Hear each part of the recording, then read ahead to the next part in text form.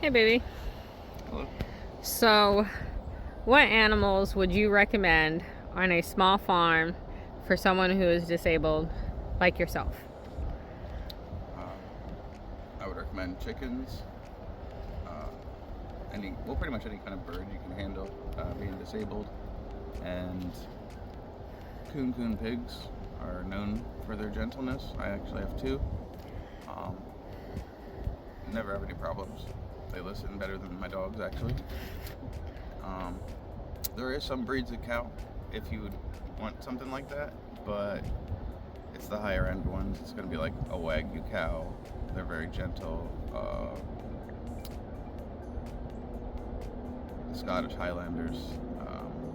They're known for their being gentle, although they have big horns. So if you make them mad, you know, every animal is dangerous. You have to take that into account, and everything, anything you do, is a calculated risk. So, chickens, minimal risk. Coons, medium risk because they are big. However, uh, mine are mushes. They roll over like dogs. They never, run into me. They never tusk me up. Like my boy has some pretty big tusks, and he rubs on me like a cat and never even attempts to hurt me. So even horses, I guess you could technically, as long as it's broken in, um, just any animal technically is okay if you treat it nice, you raise it correctly, and then more importantly, uh, you just have to be nice to the animals, like from the heart. Would you recommend goats or sheep for someone with Sheep, your disability? sheep, yes. Goats, they're a little spry and they like to play. So for me personally, no, I couldn't do a goat if without you being here. But sheep, yes. Depending on the breed, as long as you don't get like the big, the big rams. Um, they're still gentle, but they're rams. But you have to take into account what the animal does naturally. So as long as you know how to mitigate, the risks are minimal. Are there any breeds that you would absolutely not recommend if you had to do this by yourself? Breeds of what? Like, or animals, like, say if it was just you and you wanted a homestead, what animals would you have? Oh, if I had indiscriminate amounts of money, I would have the birds, a horse, the coons, a Scottish Highlander, maybe family, like parents or whatever, so I can have babies, and the big fluffy sheep are known for the most docile. I would get one of those. However, the males can turn into rams. Uh, those animals that you listed, do you think, I know you use a walker, but if you had to use like a scooter or a wheelchair, do you think you'd still be able to keep those same animals? Um, I'd probably, Or would you have to scale back? I'd have to. So if I couldn't stand it all, the horse might not be a good idea, just because you can't get high enough to take care of it or make sure it's not injured above, you know, its legs, pretty much, unless you can like crawl yourself on top, which it's just dangerous. I wouldn't, horse probably won't like it. You won't really like it. Just be a bad time. Um, I would say anything taller than your wheelchair is probably not a good idea, like the armrest on the wheelchair, only because it doesn't matter how gentle the animal is, you still need to be able to see all around it to take care of it in case something hit it from the top or the side. Like the coons, they're just big marshmallows, so they'll just roll over for me. I don't really have to do anything. But yeah, pretty much just the horse and the cows. Scottish Highlanders require a little bit of maintenance because of how their hair is, so might not be a good idea. But they do, I mean, depending on how much you want it, they do have like the brushes on a stick, they have combs on a stick, they have, yeah. Aid devices? Well, I mean, jockeys are just short. They, they pick jockeys on purpose because, they're lighter for the horses, they can go faster. So what they were invented not for disabilities, they were invented for the jockeys. Just because of the height impairment. How now it works, like I could use it, and if I really wanted a horse that bad, I could maintain it, but it would be time consuming. Same thing with the Scottish Highlander, but it could be done. It just depends on how much you want it and how much time you're willing to spend on it and how much time you can spend on it. Like me, some days I wouldn't be able to do that just because I hurt so bad. So it wouldn't be a good idea. Well, the cows, I guess. The Scottish Highlanders, they're just kind of dopey and sweet, so they don't need to be taken care of like that every day. But if something happens and you're not feeling good by yourself, it's you're not gonna be able to manage that. But all the other animals that we have, I mean, the goats are gentle enough with me, I guess. But as a general rule, I just wouldn't have them, just because they headbutt the shit out of me all the time. What about like the gardening side of farming? Do you think you can do that? Oh yeah. Now, would you be able to do it in the ground, or would raised beds be the better option for you? Both.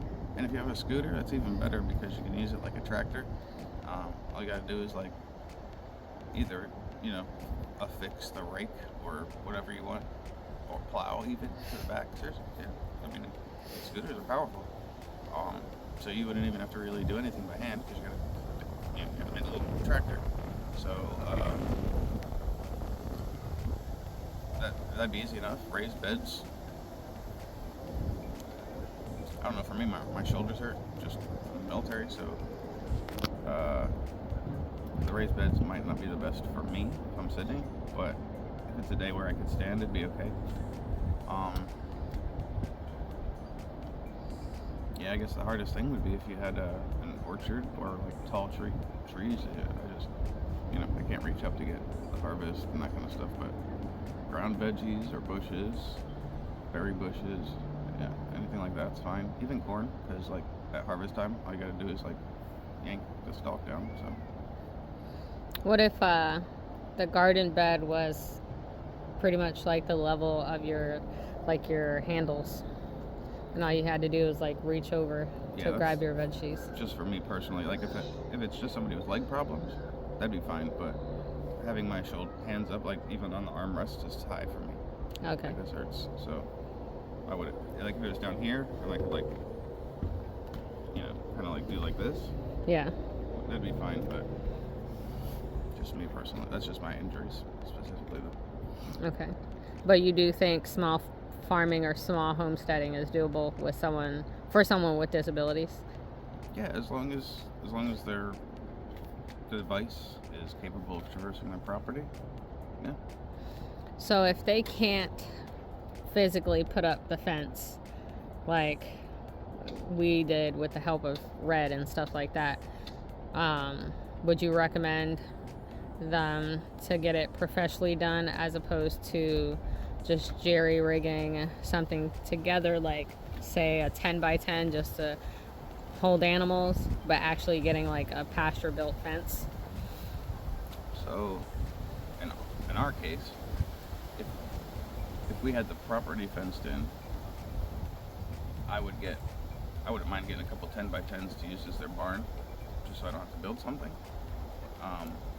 Obviously we'd have to put like the sheets around it just to keep them warm and stuff, but I would just have 10 by 10s, in the four corners of the property, pretty much one for each species, and they would know where to go at sunset, and the rest of the day they'd be mowing my lawn and taking care of all the stuff. So I mean it's a win-win for that part, because you don't have to do maintenance to the lawn or outside, only thing you gotta worry about is if you're doing gardening and stuff at the same time, that'd be something, you know, you have to think about. But you could always fence in the garden as opposed to the entirety of the, pasture. Like, Instead of sectioning it off. yeah. Or for me, I like technology, so I'd probably get those things where you can just put them in the ground and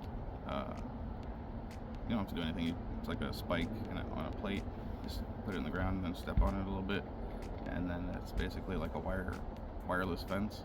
You just have to get the collars for the animals, and at first they'll walk towards it and it'll beep. As they get closer, it'll beep faster, and then it'll vibrate. And then, if they want to mess around and find out, it turns into a shot. But most animals don't go past the vibrate, especially the more docile ones like sheep. I guess meat pigs. If you had something besides coons, I'm not familiar with any other like pet breeds of pigs that outside. Potbelly. Yeah, if it's a pet breed, I don't know if you have to worry as much. But like the big meat boys, those guys kind of are a little reckless. Yeah. But coons are actually really good meat too. It's just they take a little bit longer to come to full size. Speaking of which, I see a pretty butt. Oh, my berry butt? Yeah. That's my boy. All right, any final thoughts? I mean, you're picking my brain. Anything else? No. So I guess the conclusion is if you are disabled, this is definitely something you can do. Oh yeah, definitely you can do it. I have a question. Have to mitigate, I have a question. So you're a disabled veteran, so you're on a fixed income. Is it possible to do this on a fixed income? Depends on your financial situation. If you have no other bills, or maybe just a couple bills, like anybody can look up how much I make a month if you're really interested, and I guess it would depend on where you live. And basically, yeah, if you have money to spare, you can physically do it. It's physically doable. It's just it takes more time. So if someone is on a set income, but they wanted to do this, their finances are okay, but not the best, what would be your recommendation for them? A little bit at a time, or save up? So the easiest would be the chickens, because you can use them for meat and eggs. So it's pretty much, as soon as they're adult size, it's instant payback. And the way eggs are getting ridiculous priced, I would start with that. Probably like 5 or 10, and just with like a 10 by 10 dealio? No, I think that's even too big. Just like as a starter, that one of those little wooden box kind of chicken coops next to it. Okay, wooden box like that. Yeah. At the moment, probably 6 or 8 chickens. But if you put the poles across the top, or the rails for the chickens to stand on, you probably double the number. So, and as long as you have one rooster and the rest are females, I mean, is that like 15 eggs a day? Yeah. You can eat. I mean, if you, as a solo person, disabled, if you can eat more than that, really, it's not a good idea. Go to your doctor. You need medicine for cholesterol. But yeah, and the chickens know where to go as long as you keep them in there for a little while. Ours is a little bit more closed off. This is basically like a wintertime box. But the only difference is what you can do. I can do disabled. Just get a little handsaw and just carve out a window and put some hard wire mesh or hardware cloth. Yeah. Just so it gets make it so it's breathable. And really, it probably doesn't need to be fenced in. It's just, chickens wander. So they'll come back as long as there's no predators in the area. Yeah. Excuse me. All right. Well, thank you for your time. Thank you for your insight as a disabled person who may want to do this or who is doing this. Thank you for giving the advice out to anyone who might be considering it and wanting to do this themselves. No, of course. Yeah. And the best part about it is the more time you spend with them, the more relaxing it is because they become more attached to you. I used to have a chicken called Gary, who's a golden phoenix, and he would sit on my shoulder like a parrot. He did his job in the pen as a rooster, but he knew me, and we were friends. He would sit there and just chill on my shoulder or come sit down on my lap and let me pet him like a cat. So I mean, as long as you're nice, like I said, as long as you're nice to him, you can pretty much take care of any animal. Depending on your disability, obviously. All right. Well, thank you. I appreciate it. Anytime. Any more questions? Let me know. All right. If you have any questions or comments or anything like that, leave it in the comment section below. If you have questions concerning disability and homesteading, we will be sure to ask him. All right. Thank you guys. Bye for now.